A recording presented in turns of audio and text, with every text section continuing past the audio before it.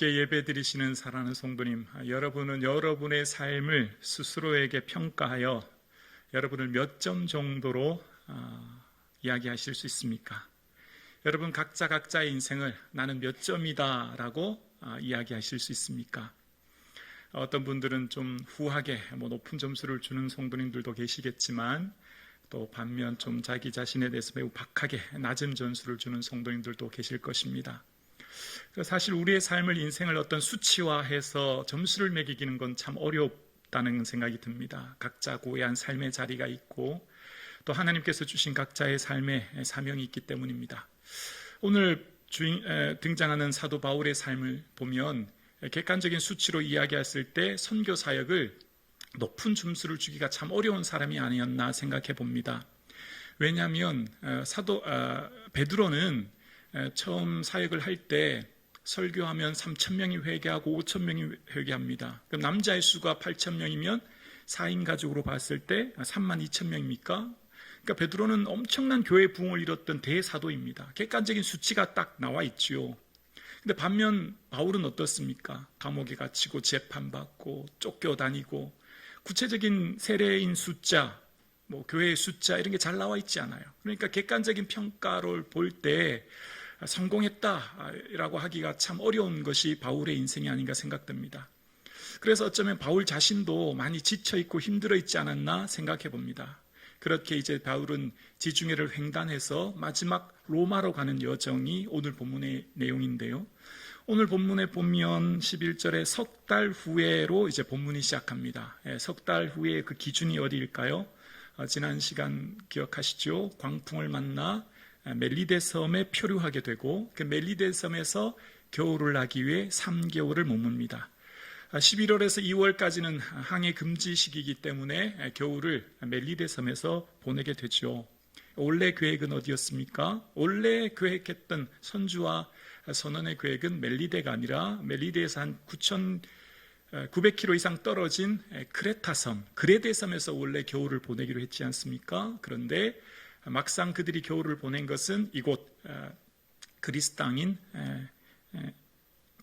멜리데 섬인 것을 봅니다.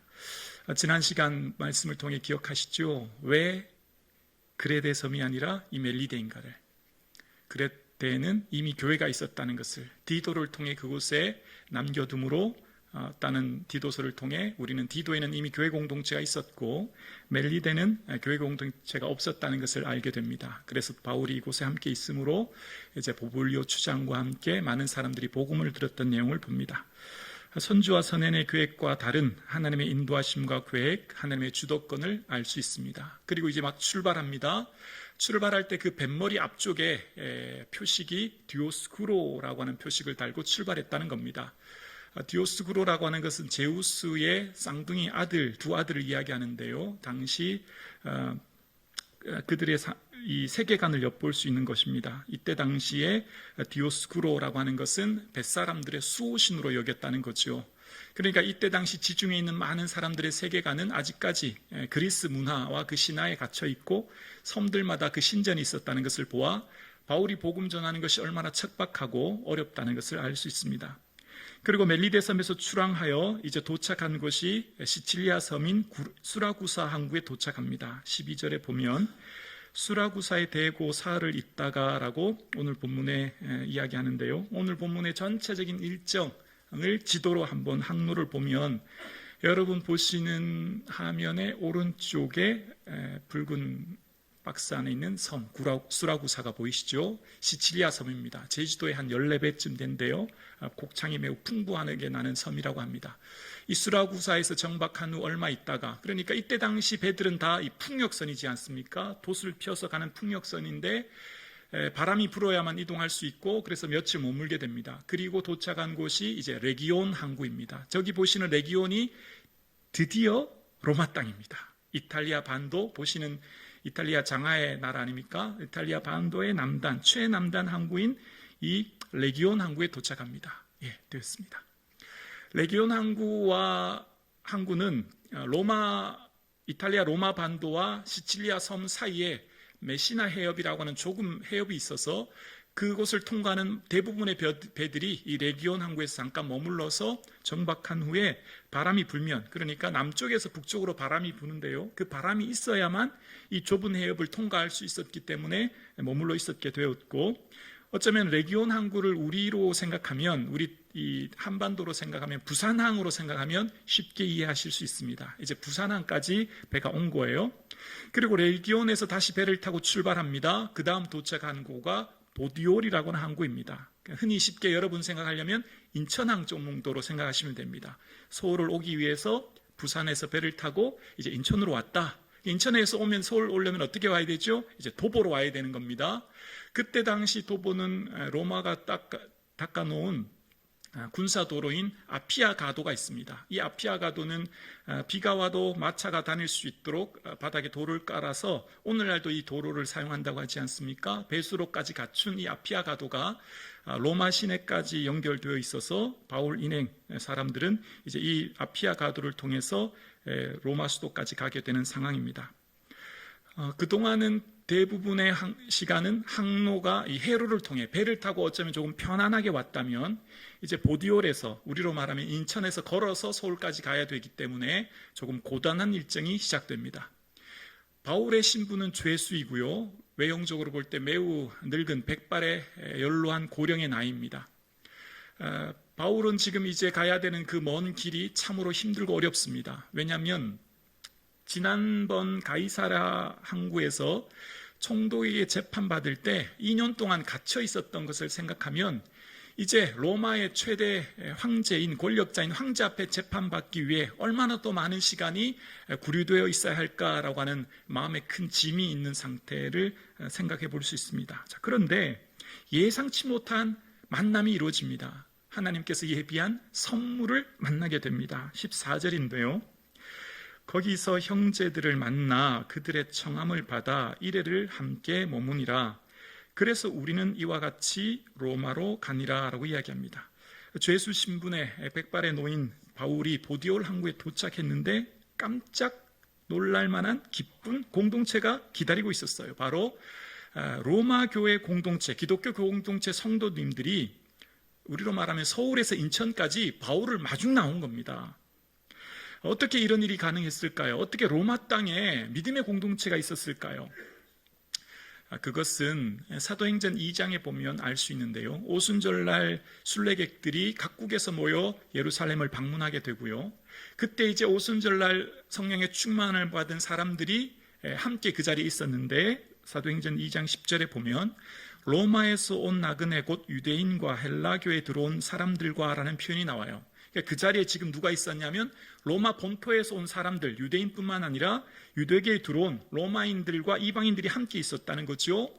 그래서 그들이 성령의 충만함을 받고 다 각기 자신의 고향으로 돌아간 겁니다. 그렇게 로마 교회가 이제 생기게 된 것을 알 수 있습니다. 그런데 바울은 어떻게 이 로마 교회가 있었다고 하는 것을 이전에 미리 이미 알 수 있었을까요?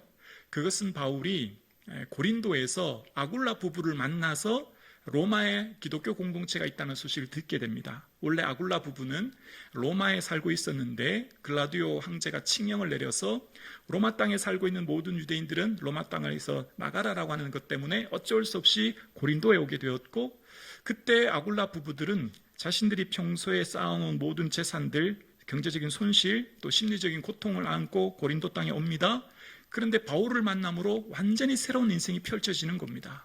바울을 통해 복음을 받아들이게 되어지고, 바울 또한 아굴라 부부를 만남으로 로마 땅에 교회가 있구나라고 하는 것을 듣게 돼요. 그래서 어떻게 하죠? 그곳에서 편지를 씁니다. 여러분에게 나아갈 좋은 길 얻기를 기도하고 있습니다. 하루속히 여러분을 만나기를 원합니다. 그런데 지금은 길이 막혔습니다 라고 하면서 편지를 쓰죠. 바울이 로마 교회를 가고 싶지만 길이 막혀서 보낸 것이 로마서였고, 그 로마서가 오늘 우리 손에 들려진 것이었습니다. 로마서가 어떻게 우리 손에 들려지게 되었습니까? 아굴라 부부를 만났기 때문이죠. 아굴라 부부를 만나지 않았다면 바울은 아마 그때 그 장소에서 로마서를 쓰지 않았을 겁니다. 뿐만 아니라 아굴라 부부를 만나서 바울은 주님께서 로마에서 복음을 증거하여야 되리라라고 하는 그 사명 전에 이미 바울 스스로 마음속에 내가 예루살렘에 갔다가 로마에도 또 보아야 하리라라고 하는 그 고백을 하게 돼요. 먼저 그 마음속에 로마에 대한 비전을 품게 되거든요. 그러니까 아굴라 부부를 만남으로 지금 이곳 로마 땅에 와 있는 겁니다. 만남이 하나님의 역사를 이루어갑니다. 톱니바퀴처럼 맞물려 돌아가는 시공간을 초월해서 예비하시는 하나님의 섭리 가운데 하나님 그 섭리를 통해 일을 하십니다. 바로 만남이라고 하는 것을 통해서요. 주님께서는 진공 상태에서 주의 일을 하지 않으십니다. 하나님은 영이십니다. 영이신 하나님이 어떻게 일하십니까? 사람을 통해, 그 사람의 만남을 통해 일을 하시는 거예요. 그래서 하나님께서는 하나님의 인도하시는 일에는 우연이 없습니다. 하나님의 계획하신 거죠. 하나님의 부르심에는 후회하심이 없지요. 지금 내가 이 자리에 서 있는 것도 하나님의 은혜인 줄로 믿습니다.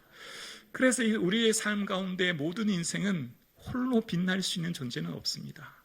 모두가 다 너를 통해 내가 빛나는 거죠. 우리는 태양 같은 존재가 아니라 모두가 다 달과 같은 존재이죠. 함께 있기 때문에 더 빛나는 겁니다. 바울은 아굴라 부부를 만남으로 지금 이곳 로마 땅에 도착하게 된 거예요. 그런데 바울이 깜짝 놀란 거예요. 자신을 맞이하러 이곳 먼 곳 보디올까지 마중 나온 성도들을 보면서 내가 3년 전에 보낸 편지가 헛된 것이 아니었구나. 내가 그때는 길이 막혀서 어쩔 수 없이 편지를 썼는데 그 편지가 무의미해 보였고 내 편지가 아무런 능력이 없어 보였는데 이 편지를 받은 성도들이 믿음이 견고히 서가고 또 그 성도들이 지금 이곳에 있구나라고 하는 것을 보면서 바울은 너무나 감사하게 된 겁니다. 그 성도들은 이곳 보디올까지 나와서 바울을 마중 나와 율리오의 허락하에 일주일간 함께 머물게 됩니다. 아마 여러분 그곳까지 마중 나온 로마 교회 성도들이 바울에게 꽃다발도 걸어주고 바울 선생님 우리가 얼마나 기다렸는지 아세요? 라고 하면서 저녁도 아주 근사하게 대접하지 않았을까요? 하나님이 예비한 선물이었습니다. 사람은 하나님의 선물입니다. 바울은 지금까지 쉼없이 달렸어요. 여러분 바울의 인생을 한번 보십시오. 1차가 마치고 2차에 안디옥에 돌아오자마자 얼마 지나지 않아서요. 세운 교회가 잘 있는가 하고 쉬지도 않고 또 출발해요. 아시죠? 2차 마치고 돌아온 3차도요. 얼마 있다가 또 출발합니다. 바울의 인생에 쉼은 없었어요. 전력 질주했습니다. 열심히 달렸죠. 그런데 어땠습니까? 도망 다녀야 했고 쫓겨야 했고 감옥에 갇혀야 했고 재판받아야 했어요. 열매가 없는 거예요. 객관적인 수치로 나타나는 것들이 전혀 보이지 않아요. 어쩌면 바울은 좀 많이 지쳤을 거라 생각돼요. 그런 바울을 위한 하나님의 선물이 바로 로마에 있는 기독교 공동체였습니다. 사람은 하나님의 선물입니다. 내 곁에 있는 성도님이 하나님이 보내신 선물입니다. 지금 여러분 곁에 있는 그 성도님은 하나님이 여러분을 위로하기 위해 보내신 하나님의 선물인 거예요. 여러분, 하나님이 바울에게 지금까지 어떻게 위로하셨죠? 그동안 다 말씀으로 위로하셨어요. 담대해라, 내가 너와 함께 있다. 늘 말씀으로 위로해 주셨죠? 근데 지금은 어떻게 위로하세요? 만남을 통해, 사람을 통해 위로하시는 겁니다. 하나님은 이제 말씀을 넘어 성도들을 통해 바울을 위로하고 계신 거예요. 여러분, 여러분의 삶은 지금 누군가의 위로입니다. 누군가의 비타민입니다. 누군가의 삶에 여러분은 보석이에요. 여러분은 하나님의 보시기에 보석 같은 존재인 줄로 믿습니다. 사울이 3년 동안 길이 막혀서 편지가 무의미해 보였던 그 시간, 오히려 그 편지가 얼마나 은혜롭다는 것을 깨닫게 되었고 바울은 지금 깨달은 거죠. 여러분, 작은 관심이 큰 위로가 됩니다. 작은 관심이 인생을 세워 일으킵니다. 제가 말씀드렸죠. 이전 교회 섬기셨을 때 어떤 성도님이 한 통의 전화를 합니다. 김 집사님 잘 지냈지? 저녁은 먹었어? 근데 그 상대편에 있는 김 집사님이 펑펑 울더랍니다. 계속 울더라는 겁니다. 2분, 3분이 지나도 계속 울더라는 거예요. 나중에 자초지경을 들어보니까 그날 저녁 수면제를 알을 모아놨다가 이제 오늘 밤 이거 먹고 내 삶을 마치기로 한 그날 한 통의 전화를 받은 거예요. 내가 저녁 굶은 거 내 밥 안 먹은 거 걱정해 주는 사람이 그래도 있구나. 나를 생각해 주는 사람이 그래도 아직은 있구나. 그 생각 때문에 눈물이 났다는 겁니다. 우리의 작은 관심이 이웃을 살립니다. 오늘 예배 마치고 나면 사랑하는 집사님께, 성도님들께, 기억나는 성도님들께 문자 보내세요. 집사님이 안 계셨으면 내 인생 어떡할 뻔했나. 집사님은 내 인생의 비타민이야. 아멘이십니까? 작은 관심이 그 성도를 일으켜 세우는 겁니다. 많은 성도님들이 지쳐 있어요. 힘들어 있어요. 그래서 나밖에 보지 못해요. 다 내 인생이 힘들고 지쳐 주위를 돌아볼 겨를이 없어요. 지금 하나님께서 여러분을 통해 잠시 잠깐 주위를 돌아보라 하십니다. 그리고 함께 신앙생활하는 공동체, 표정이 어두운 성도님이 기억나신다면 오늘 저녁 꼭 문자 한 통 보내시기를 소원합니다. 나의 작은 관심이 낙심한 성도를 일으켜 세우는 거예요. 바울은 보디올 항구에 도착했는데 그 로마교회 공동체를 통해 큰 위로를 받았는데요. 이게 한 번이 아니었어요. 그 다음에 갔던 곳은요, 아피오 광장이에요. 아피오는 아피오 가도에 있는 광장, 시장, 휴게소라고 생각하시면 되거든요. 근데 거기까지 또 로마교회 공동체가 또 그곳까지 나와 있는 거예요. 65km가 넘는 그 먼 길을 또 거기서 나와서 맞이하고 있는 겁니다. 그들을 보면서 바울은 너무나 감사했습니다. 근데 여기서 그치지 않아요. 또 갔는데 트레이스 테베네까지 맞으러 왔다는 겁니다. 세 번째 만난 공동체는요, 트레이스라고 하는 것은 숫자 3을 말하고요, 타베르네라고 하는 말은 여관, 숙소 이런 의미가 있는 겁니다. 그래서 세계 여관, 예전 성경은 삼관이라고 번역했죠. 숙소가 모여있는 그곳까지 갔는데 로마교회 공동체가 또 와서 위로하는 겁니다. 바울이 그 성도님들을 보면서 너무너무 감사했을 겁니다. 그런데 오늘 본문에 누가가 바울을 맞으러 나간 성도님들에 대해서 기록할 때 15절에 보면 트레이스 타베르네까지 맞으러 오니라고 했죠. 우리 한글 성경은 그냥 마중 갔다라고 하는 정도만 이해되시는데요. 이것을 원어 성경으로 읽으면 맞다라고 하는 단어가 아펜테시스라는 단어입니다. 이 단어는 어떨 때 쓰냐면 그냥 평소 손님을 마중 나간 정도가 넘어서는 황제가, 국가 최고 지도자인 황제가 어떤 도시를 방문할 때 그 도시에 있는 모든 고위 관료를 비롯한 백성들이 황제를 맞이하기 위해 성 문 밖까지 나가서 황제를 크게 환영하면서 모셔서 성 안까지 들어갈 때 쓰는 단어가 이 아펜테시스예요. 그래서 우리가 신약성경에 공중에서 주를 영접하리니라고 할 때 이 영접이 아펜테시스거든요. 그러니까 바울이를 맞으러 온 성도들은 선생님 반갑습니다 이 정도가 아닌 거예요.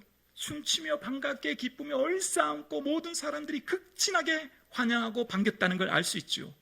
바울은 그동안 이렇게 큰 환영을 받은 적이 없어요. 늘 쫓겨다녀야 했고 비난과 모함 속에서 참 지쳐있던 바울의 인생이었거든요. 늙고 초라한 죄의 수인 바울, 가진 것 없고 어쩌면 육체의 질고 속에 어려움 가운데 있던 그를 로마교회 공동체들은 극진하게 반겨주며 환영해 줍니다. 하나님의 위로였습니다. 하나님의 선물이었습니다.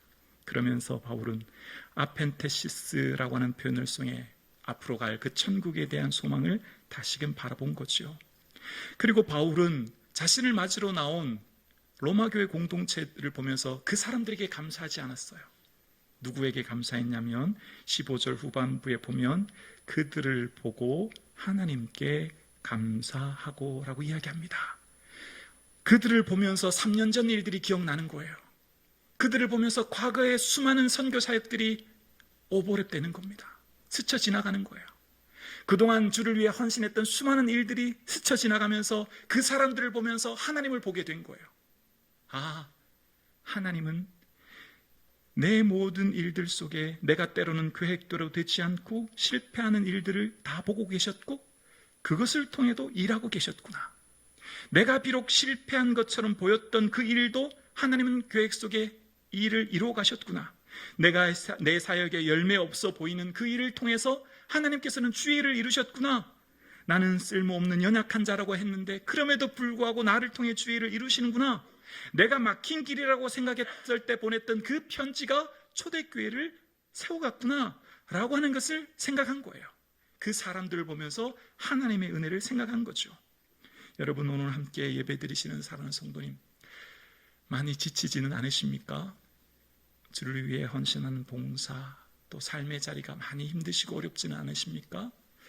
힘들고 지친 우리의 삶 가운데 말씀 부여잡고 우리의 수고가 주 안에 헛되지 않음을 기억하는 시간 되기를 주의 이름으로 축원합니다.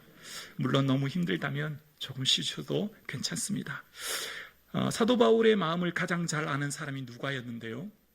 누가가 이제 그림자처럼 바울을 따라다니면서 바울의 생애를 기록하지 않습니까? 그런데 오늘 유일하게 딱 이곳에서만 누가는 바울의 심리적 상태를 기록합니다.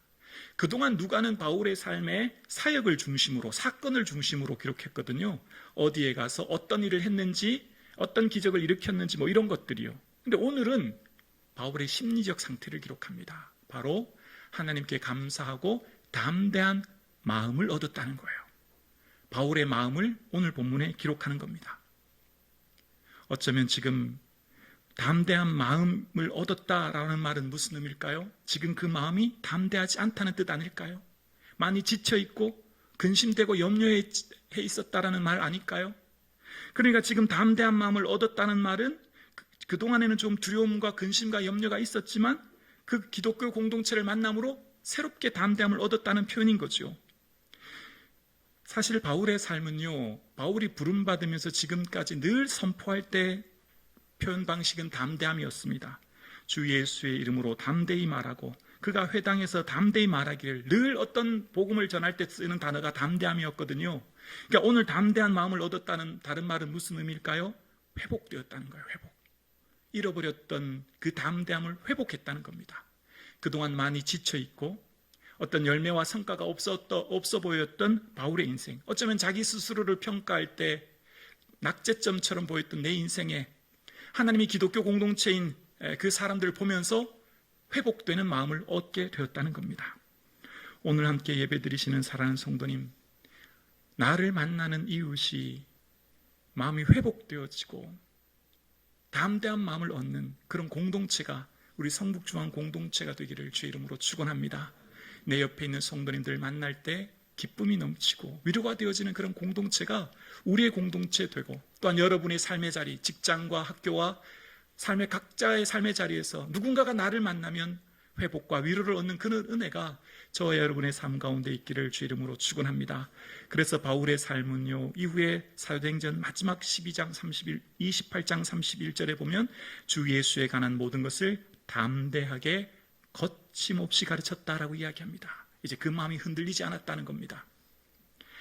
주 안에서 믿음의 사람과의 만남은 회복이 일어납니다. 오늘 담대하다는 원어의 뜻은 다르소스라는 의미인데요, 원어는 용기라는 의미입니다. 바울은 자기를 마중 나온 기독교 공동체를 만남으로 용기를 얻게 되었다는 겁니다. 오늘 함께 예배드리시는 사랑하는 성도님, 여러분의 인생이 지치지는 않으십니까? 주를 위한 헌신이 힘들지는 않으십니까? 오늘 여러분의 삶 가운데 이 말씀 부여잡고 새로운 용기를 얻는 시간 되기를 주의 이름으로 축원합니다. 용기를 내십시오. 포기하지 마십시오. 주저앉아 있지 마십시오. 여러분의 인생의 삶이 계획대로 되지 않더라도, 여러분의 스스로의 삶이 실패처럼 보이고 여러분의 삶의 스스로의 삶의 모습이 낙심되어도 하나님의 은혜를 부여잡고 다시금 나아갈 수 있는 이 시간 되기를 주의 이름으로 축원합니다. 3년 전 썼던 편지가 이처럼 놀라운 은혜가 있었다고 하는 것을 바울은 비로소 깨닫게 된 거죠. 여러분, 바울이 자신이 사역하면서 사역지마다 편지를 쓰지 않습니까? 이 신약이 보석이라고 하면, 반지라고 하면 로마서는 보석이라고 하는데, 그 로마서가 어떻게 탄생했습니까?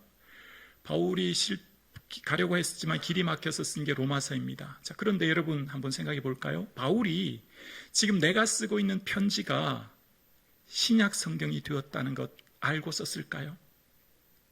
지금 바울이 사역하면서 교회들마다 살아가는 교회를 향해 쓴 편지가 하나님의 특별 계시인 신약 성경이 되었다고 하는 것을 바울이 알았을까요? 바울의 삶 가운데 주를 위해 헌신하며 수고하는 그 모든 삶의 여정이 누가를 통해서 사도행전에 기록되었고, 그 기록된 말씀을 통해 우리가 하나님의 뜻을 깨달아 알고 있다고 하는 것 바울이 알았을까요? 저는 몰랐을 것이라 생각합니다. 왜냐하면 신약 성경이 정경화된 것은 바울이 사후에 정경화되었거든요.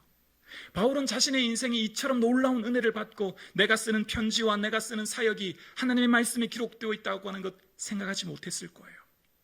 그러나 하나님은 바울의 삶의 사역과 그 생애를, 그 편지를 하나님 말씀에 기록함으로 우리에게 보여주십니다. 오늘 함께 예배드리시는 사랑하는 성도님, 여러분의 삶은 어떤가요?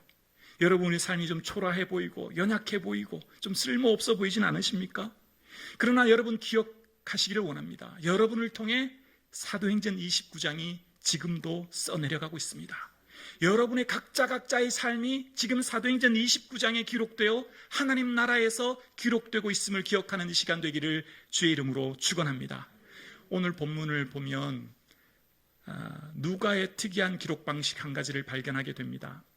누가는 오늘 본문에 보면 누가가 오늘 본문을 기록할 때 멜리데 섬에서 3개월, 수라구레에서 3일, 레기온에서 하루, 보드올에서 7일이라고 하는 끊임없는 체류 기간을 기록합니다.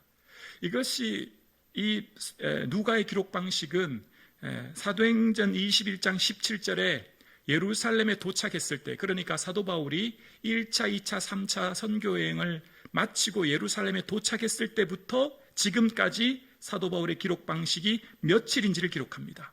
그러니까 예루살렘에 도착하기 전까지 선교여행 다닐 때는요, 사역과 장소를 중심으로 기록했는데 예루살렘에 도착한 사도행전 21장 17절 뒤로부터 오늘까지는요, 계속해서 이튿날, 이래가고 이참에, 날이 세매라는 표현 속에 끊임없이 날짜를 기록하기 시작하는 겁니다.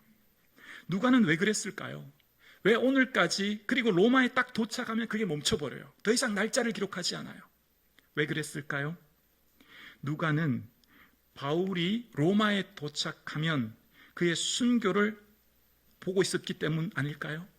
바울은 로마에 도착하여 이후에 쓴 편지에 나의 떠날 시각이 가까웠다라는 편지를 씁니다. 바로 로마에서 순교하게 되죠. 로마가 어떤 땅일까요? 결승전이 되는 거예요.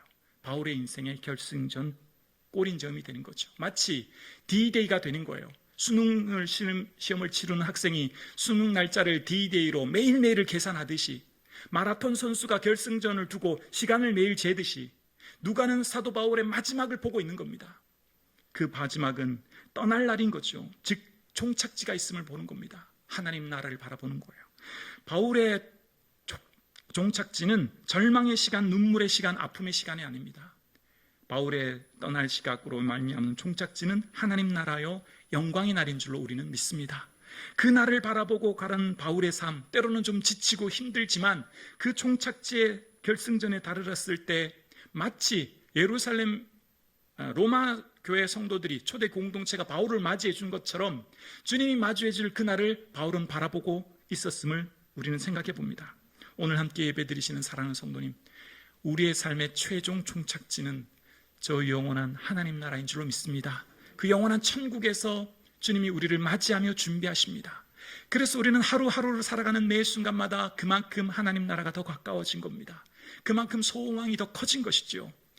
오늘 함께 예배 드리시는 사랑하는 성도님, 여러분의 삶 가운데 하나님 나라를 소망 삼기를 주의 이름으로 축원합니다. 목회를 하면 성도님들의 삶은 존중을 넘어 존경하게 됨을 알게 됩니다. 성도님들의 삶을 만나서 이야기를 듣다 보면 성도님들의 삶의 사정을 몰랐을 때는, 겉모습만 봤을 때는 성도님들을 향해 쉽게 얘기할 수 있었지만 깊이 있게 만나보면 그 상처를 알고 나면 그 시간을 어떻게 버티셨나, 그 아픔을 어떻게 이겨내셨나 깨닫게 됩니다. 내가 그 처지에 서 있더라도 나는 그렇게밖에 할 수 없었을 것이라 생각이 듭니다. 그러니까 우리가 타인을 향해 어떻게 이야기할 때는 사실은 그 사람의 반만 알고 있기 때문이에요. 겉모습만 알고 있기 때문이죠. 그 사람의 속마음과 상처와 아픔을 알면 우리는 더 이상 그 사람에게 함부로 얘기할 수 없게 됩니다. 왜 그렇게 할 수밖에 없었는지, 왜 그렇게 해야만 했는지를 우리는 알게 되는 겁니다. 우리가 살아가는 우리의 삶에 우리는 타인을 향해, 남들을 향해 평가와 잣대로 타인이 나를 지켜볼지 모르지만 하나님은 나를 그렇게 보지 않으십니다. 하나님은 나를 그동안 얼마나 힘들었는지 괜찮다고 말씀하시고 나를 있는 그대로 받아주시고 있는 그대로 우리를 위로하십니다. 우리의 인생살이 가운데 사람들은 우리의 부분밖에 보지 못하지만 하나님은 우리를 전부를 보십니다. 그리고 말씀하십니다. 더 이상 자책하지 말라고요. 더 이상 힘들어하지 말라고요. 용기를 내라고 말씀하십니다. 오늘 함께 예배드리시는 사랑하는 성북중앙 가족 여러분, 여러분의 삶의 스스로를 몇 점으로 매기십니까? 평가절하지 마십시오. 여러분은 하나님의 헵시바이십니다. 여러분은 하나님의 기쁨이십니다. 여러분은 누군가의 보배입니다. 보석입니다. 그 말씀을 기억하는 이 주일 되기를 주님의 이름으로 축원합니다.